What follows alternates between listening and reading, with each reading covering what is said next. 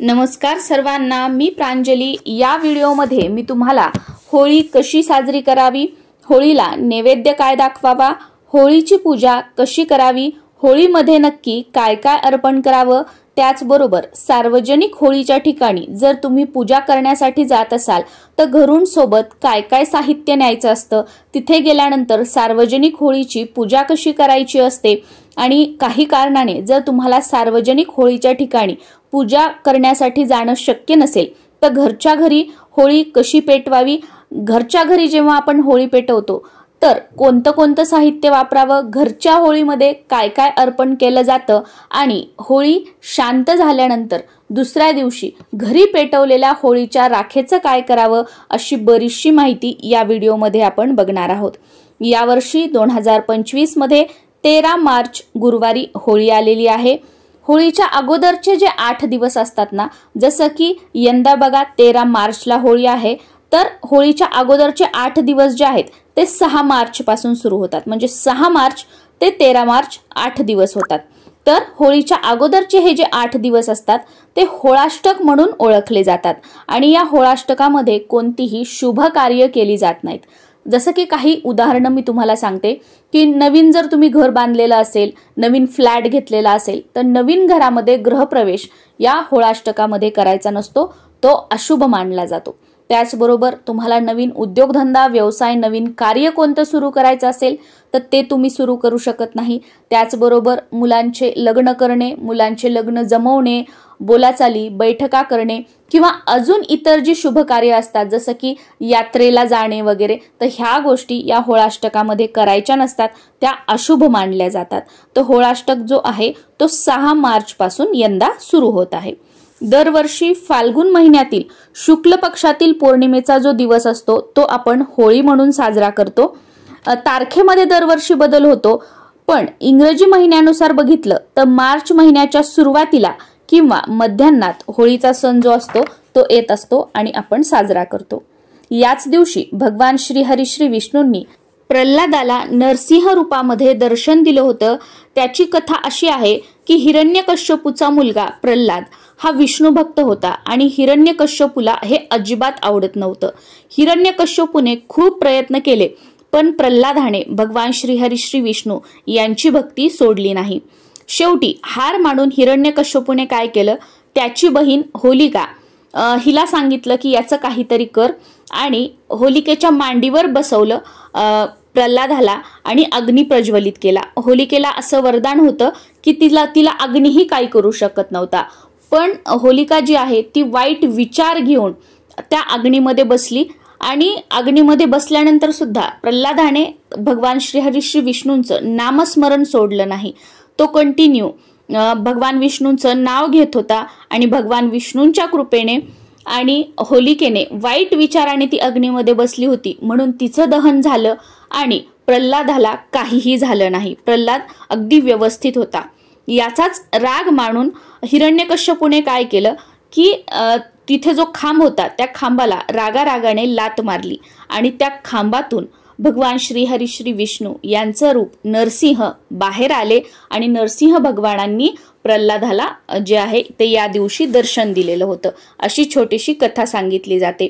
आता होळीमध्ये काय काय वस्तू टाकायच्या असतात ते आपण बघूया। सार्वजनिक होळीमधल्या या वस्तू आहेत, सार्वजनिक होळीमध्ये या वस्तू टाकायच्या आहेत। यानंतर मी तुम्हाला घरच्या होळीमध्ये यातल्या कोणत्या वस्तू टाकायच्या ते सुद्धा सांगणार आहे, कारण बरेच जण असं म्हणतील की ह्या ज्या सगळ्या वस्तू आहेत मग आम्ही सार्वजनिक ठिकाणी जाऊ शकत नाही तर सगळ्या ह्या वस्तू घरी टाकायच्या का, तर नाही। यातल्या काही वस्तू अशा ज्या आहेत की त्या घरच्या होळीमध्ये टाकायच्या नसतात, त्या फक्त सार्वजनिक होळीमध्येच टाकायच्या असतात। तर सगळ्यात पहिली वस्तू आहे ती म्हणजे खोबरं। जे वाळलेलं खोबरं असतं तर खोबऱ्याचे तुकडे जे आहेत ते सार्वजनिक होळीमध्ये टाकायचे असतात आणि बऱ्याच ठिकाणी हे भाजून खाण्याची सुद्धा प्रथा आहे, म्हणजे भाजून त्याचा प्रसाद जो आहे तो वाटला जातो किंवा खाल्ला जातो। जो अख्खा नारळ आहे केसांसहित, जो ब्राऊन कलरचा नारळ असतो जो आपण फोडतो, तो नारळ सुद्धा होळीमध्ये टाकायचा असतो। पण हा जो नारळ आहे तो कोणी आपल्याला ओटीत दिलेला नसावा किंवा कुठे पूजेच्या ठिकाणी मिळालेला नसावा किंवा आपला सत्कार कार्य वगैरे झाले असेल तर त्यामध्ये मिळालेला नारळ नसावा। हा जो नारळ आहे तो आपल्याला स्वतःच्या पैशाने आणून तो होळीमध्ये अर्पण करायचा आहे। त्यानंतर 8 हळकुंड अर्पण करायची आहेत, मुठभर गहू, मुठभर ज्वारी तुम्हाला अर्पण करायची आहे, नागवेलीची पानं, बत्तासे, 5 कवड्या, 5 गोमती चक्र आणि तुम्हाला जी काही औषधं चालू असतील ती एक म्हणजे कोणत्या गोळ्या सुरू असतील तर त्यातली एक गोळी तुम्हाला काळ्या कपड्यामध्ये बांधून ती अर्पण करायची आहे। आता हे जे मी तुम्हाला ह्या वस्तू सांगते जसं की मुठभर गहू, मुठभर ज्वारी, 8 हळकुंड, नागवेलीची पानं, 5 कवड्या, 5 गोमती चक्र, ही गोळी काळ्या कपड्यात बांधून, त्याच्यानंतर 10 कडुलिंबाची पानं, कापराचा तुकडा, लवंग इत्यादी वस्तू, तर यांचे वेगवेगळे उपाय आहेत। वेगवेगळ्या समस्येसाठी वेगवेगळ्या या वस्तू आपल्याला टाकायच्या आहेत। तर याचा जो व्हिडिओ आहे तो ऑलरेडी मी आपल्या चॅनलवर टाकलेला आहे, त्या व्हिडिओची लिंक खाली डिस्क्रिप्शन बॉक्समध्ये मी तुम्हाला देत आहे। कारण हे असंच घेऊन आपल्याला टाकायचं नाहीये, यातली प्रत्येक वस्तू जी आहे ती वेगवेगळ्या समस्येसाठी आहे आणि तो उपाय करण्याची पद्धत सुद्धा वेगळी आहे। त्याच्यामुळे खोबरं आणि नारळ तुम्ही असंच टाकू शकता, यासाठी कोणतंही बंधन नाही किंवा काही नाही। पण ह्या बाकीच्या ज्या वस्तू आहेत हळकुंडापासून ते लवंगापर्यंत ते याचे वेगवेगळे उपाय आहेत आणि आपल्या समस्येनुसार या वस्तू असतात त्या होळीमध्ये टाकायच्या असतात। त्यामुळे तो व्हिडिओ तुम्ही बघा। बऱ्याचशा ज्या समस्या आहेत ना, जी बाहेरची बाधा असते किंवा आपल्या मागची इडापिडा असते, आजारपण असतं किंवा अजून काही, तर त्या पूर्ण नष्ट करण्यासाठी ह्या ज्या वस्तू आहेत या होळीमध्ये टाकणं आपल्याला खूप लाभदायी ठरू शकतं। त्या व्हिडिओचं टायटल मला वाटतं की पेटत्या होळीत टाकण्यासाठी ह्या वस्तू घरी आणा असं आहे, तर तो व्हिडिओ तुम्ही नक्की बघू शकता। आता आपण बघूया की घरी जर तुम्ही होळी पेटवत असाल, प्रज्वलित करत असाल, तर घरच्या होळीमध्ये जे आहे ते तुम्हाला फक्त खोबरं, नारळ हे टाकायचं आहे आणि जो काही नैवेद्य वगैरे आपण दाखवतो तो, बाकीचे हे जे उपाय आहेत, हे जे तोडगे आहेत वेगवेगळ्या समस्येसाठी, हे आपल्याला घरच्या होळीमध्ये करता येणार नाहीयेत। त्याच्यामुळे ती कमेंट पण करू नका की घरी करू का, हे उपायाचे तोडग्याचे जे वस्तू टाकायच्या आहेत होळीत त्या सार्वजनिक ठिकाणीच तुम्हाला टाकायच्या आहेत। आता होळीची पूजा कशी करावी हे आपण बघूया, घरी कशी करावी आणि सार्वजनिक ठिकाणी कशी करावी, दोन्ही गोष्टी तुम्हाला सांगते। तर होळीची पूजा जी असते ती साधारणतः संध्याकाळी सूर्य मावळल्यानंतर प्रदोष काळामध्ये केली जाते। बाकी बघा तुमच्या भागानुसार तुमच्याकडे जशी पद्धत आहे त्यानुसार तुम्ही करू शकता, पण सर्वसाधारणपणे की संध्याकाळीच होळी जी आहे ती प्रज्वलित केली जाते किंवा पेटवली जाते। तर जेव्हा आपण घरी होळी पेटवतो तर त्यावेळेला काय करायचं, होळी जी असते ती आपल्या अंगणामध्ये प्रज्वलित करायची असते। होळी ही कधीच आपल्या बाल्कनीमध्ये, गॅलरीमध्ये किंवा आपल्या घरामध्ये प्रज्वलित करायची नसते, घराच्या बाहेर अंगणामध्ये प्रज्वलित करायची असते। ज्यांचं बैठं घर असतं ते अंगणामध्ये करू शकतात, म्हणजे फ्लॅटमध्ये राहतात ते म्हणतील की आम्ही कसं करायचं, तर तुम्ही काय करू शकता, आपल्याकडे जे हवन पात्र वगैरे असतं ना, तर ते हवन पात्र आपल्या डोअरच्या बाहेर, तुमचं मुख्य प्रवेशद्वाराच्या बाहेर जे समोर पोर्च असतं तर त्या पोर्च मध्ये समोर दरवाजासमोर चांगली रांगोळी काढायची, उंबरठ्याला हळदीचं लेपन करायचं आणि दरवाजासमोर छोटीशी रांगोळी काढून घ्यायची आणि त्याच्यावर ते हवन पात्र ठेवून तिथे तुम्ही होळी प्रज्वलित केली तरी सुद्धा चालू शकतं।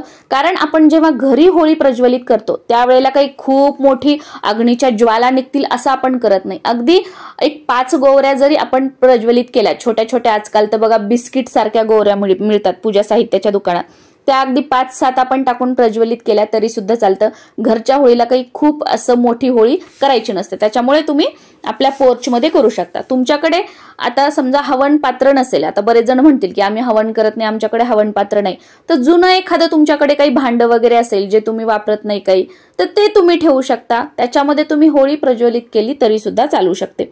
तर थोडीशी जिथे आपण होळी प्रज्वलित करणार आहोत ती जागा स्वच्छ पाण्याने पुसून घ्यायची, अगोदर झाडून पाण्याने पुसून घ्यायची, शक्य झालं तर त्यावर तुम्हाला थोडीशी हळदीने सुद्धा ती जागा स्वच्छ करून घ्यायची आहे किंवा शेणाने तुम्ही करून घेऊ शकता।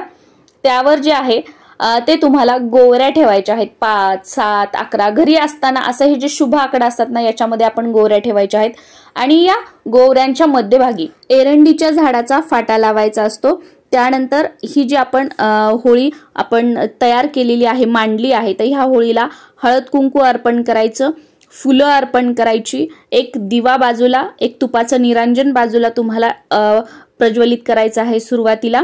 त्यानंतर कापराचे काही तुकडे तुम्हाला या होळीवर ठेवायचे आहेत, आजूबाजूला गोल वरती मध्यभागी टाकायचे आहेत आणि त्यानंतर जे साजूक तूप असतं आपलं चांगलं तूप ते सुद्धा तुम्हाला या गोवऱ्यांवरती टाकायचं आहे आणि त्यानंतर ही होळी जी आहे ती तुम्हाला प्रज्वलित करायची आहे।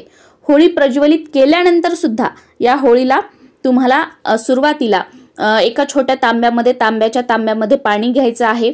3, 5, 7, 11 याप्रमाणे तुम्हाला जेवढ्या मारायच्या आहेत तेवढ्या प्रदक्षिणा मारत जे तांब्यामध्ये आपण पाणी घेतलेलं आहे ते तुम्हाला सांडत गोल या होळीच्या भोवती तेवढ्या प्रदक्षिणा मारायच्या आहेत। त्यानंतर हळद कुंकू अर्पण करायचं आहे। परत जी काही फुलं वगैरे आहेत ती अर्पण करायची आणि होळीच्या दिवशी शक्यतो पूर्णावरणाचा स्वयंपाक केला जातो। पुरणपोळीचा नैवेद्य होळीला दाखवला जातो। तर जो काही तुम्ही नैवेद्य बनवलेला असेल पुरणपोळीचा तर तो नैवेद्य सुद्धा तुम्हाला या होलिकेमध्ये या अग्नीमध्ये टाकायचा आहे, होळीला अर्पण करायचं आहे। आणि त्यानंतर मग जे काही खोबरं असतं तर खोबरं तुम्हाला या अग्नीमध्ये घरच्या टाकायचं आहे। आणि घरची जर होळी सुद्धा तुम्ही बऱ्यापैकी जर मोठी केली असेल तर तुम्ही त्याच्यामध्ये अख्खं नारळ टाकू शकता। बाकी अशी छोटीशी जर होळी केली असेल तर याच्यामध्ये आपण अख्खं नारळ टाकू शकत नाही, कारण ते पूर्ण जळणार पण नाही आणि काहीच नाही। त्याच्यामुळे पूर्ण नारळ जे असतं ते तुम्ही सार्वजनिक होळीमध्ये टाका। घरच्या होळीमध्ये फक्त नैवेद्य अर्पण करा आणि खोबरं जे आहे ते तुम्ही या होळीमध्ये टाकू शकता, बाकी कोणतेही उपाय करू नका। बऱ्याच ठिकाणी घरच्या होळीमध्ये किंवा सार्वजनिक होळीमध्ये खोबरं जे असतं ते भाजलं जातं आणि त्यानंतर प्रसाद म्हणून ते वाटलं जातं किंवा ते खाल्लं सुद्धा जातं। जर तुमच्याकडे ही प्रथा असेल तर त्यानुसार तुम्ही हे जे खोबरं आहे ते भाजून खाल्लं तरी सुद्धा चालतं, बाकी आपण फक्त डायरेक्ट अग्नीमध्ये टाकून दिलं तरी सुद्धा हे चालतं। आता घरची होळी हा अग्नी पूर्ण शांत झाल्यानंतर फक्त आर असतो राहिलेला, तर त्यावेळेला काय करायचं, आपल्या उजव्या हातामध्ये थोडंसं दूध घ्यायचं आणि हे जे दूध आहे त्या आरावर किंवा ही जी होळी आहे शांत झालेली त्या होळीवर आपल्याला शिंपडायचं आहे आणि ही होळी शांत करायची आहे। दूध शक्य नसेल तर तुम्ही हातावर थोडंसं पाणी घेऊन शिंपडलं तरी सुद्धा चालू शकतं। आणि दुसऱ्या दिवशी ही जी होळीची राख आहे ती तुम्ही वाहत्या पाण्यामध्ये किंवा तुमच्या आजूबाजूला शेत वगैरे कुठे असेल तर शेताच्या मातीमध्ये तुम्ही टाकू शकता किंवा पायंदळी वगैरे कुठे येणार नाही असं एखाद्या झाडाच्या बुंद्याशी वगैरे सुद्धा तुम्ही ही राख जी आहे ती टाकून देऊ शकता, पण उकिरड्यावर किंवा पायाखाली येईल अशी ही होळीची राख कुठेही टाकायची नाहीये। सार्वजनिक होळीच्या ठिकाणी पूजेसाठी जाताना घरून तांब्याच्या तांब्यामध्ये तुम्हाला पाणी घ्यायचं आहे। नैवेद्य पूर्णाचा जो आपण बनवलेला असेल तो नैवेद्य तुम्हाला घ्यायचा आहे, खोबरं घ्यायचं आहे, नारळ घ्यायचा आहे आणि बाकीच्या ज्या वस्तू होळीमध्ये अर्पण करायच्या काय काय असतात ज्या मी तुम्हाला सांगितलेल्या आहेत तर त्या वस्तू ज्या आहे ते त्यानुसार वेगवेगळा उपाय करून त्या अर्पण करायच्या असतात। तर अगोदर तुम्ही पूजा वगैरे सगळं करून घ्या, सार्वजनिक ठिकाणी जाऊन सार्वजनिक होळीची पूजा वगैरे करून घ्या आणि त्यानंतर मग त्या वस्तूंपैकी कोणत्या वस्तूंचा तुम्हाला उपाय करायचा असेल तर तो नंतर पूजेनंतर तुम्ही करा। जेव्हा पूजेला जाताय तेव्हाच त्या उपायांच्या वस्तू तुम्ही घेऊन जाऊ नका। तर पूजेसाठी जेव्हा आपण जातोय तेव्हा खोबरं, नारळ, एका तांब्याच्या तांब्यामध्ये पाणी घ्यायचं आहे, हळद, कुंकू, नैवेद्य बनवलेला घ्यायचा आहे, फुलं, हार तुम्हाला घ्यायची आहेत। सार्वजनिक होळीच्या ठिकाणी गेल्यानंतर आता बऱ्याच भागांमध्ये बघा सुरुवातीला जे आपण पाणी घेऊन गेलेलो आहोत ते 5, 3 किंवा 7 प्रदक्षिणा घालून ते पाणी पूर्ण टाकत प्रदक्षिणा घातल्या जातात, पण बऱ्याच ठिकाणी अगदी सगळी पूजा केली जाते, नैवेद्य होळीमध्ये अर्पण केला जातो आणि शेवटीला ते पाणी जे आहे ते टाकत गोल प्रदक्षिणा घातल्या जातात। तर तुमच्या भागामध्ये कशी पद्धत आहे त्यानुसार तुम्ही करू शकता। आमच्याकडे नैवेद्य वगैरे सगळं दाखवून झाल्याच्या नंतर शेवटीला ते पाणी टाकत प्रदक्षिणा घातल्या जातात।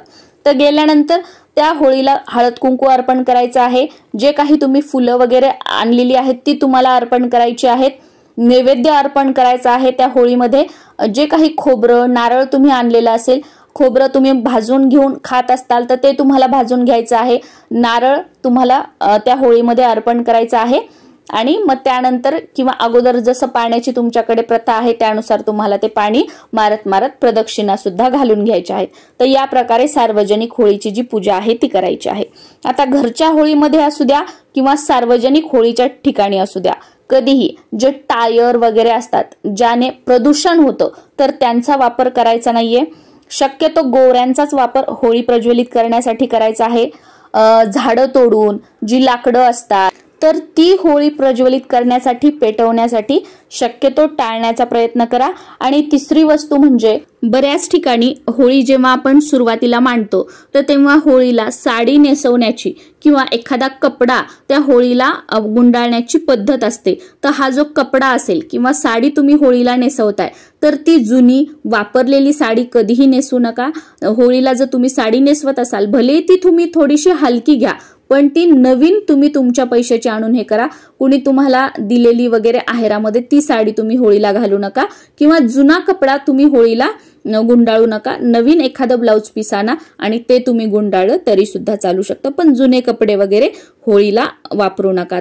घरची होळी असू द्या किंवा सार्वजनिक होळीची पूजा असू द्या, बाकी काही वस्तू शक्य नसतील तरी सुद्धा पुरणपोळीचा नैवेद्य, हळद कुंकू, तांब्याभर पाणी, फुलं, हार आणि जे खोबरं आहे ते घरच्या होळीमध्ये आणि सार्वजनिक होळीच्या ठिकाणी जाताना खोबऱ्यासोबत नारळ सुद्धा अवश्य घ्या। ह्या 5-7 वस्तू होळीच्या पूजेमध्ये चुकूनही विसरू नका। नमस्कार।